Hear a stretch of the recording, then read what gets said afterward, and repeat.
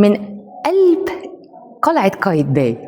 قايتباي بالنسبة لي شخصية أنا بحب أذاكرها جدا جدا، لأنه ما كانش عنده أي أطماع بأي شكل من الأشكال. قايتباي كان مؤمن إن الإنسان علشان ينجح وعلشان خاطر ينفذ حاجة مش لازم أبدا أبدا يكون بالغدر وبالقتل.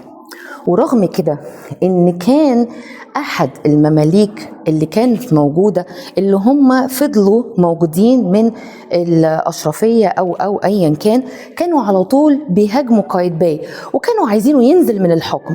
علشان كده صديقه الصدوق قال له مش هينفع طالما انت وقفت الثورات بتاعتهم وقبضت عليهم، لازم تقتلهم. مش هينفع ان انت تسكت، ما حدش هيحترمك كسلطان لسه ماسك العرش الا لما تخلص منهم.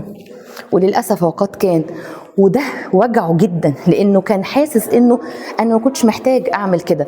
ولكن اوقات كتيره قوي القوه هي اللسان الوحيد اللي احنا ساعات بنقدر نتكلم بيه، وان مش دايما نعمل طبطبه او ان احنا نهاتي وناخد ايه وندي مع الاعداء بتوعنا.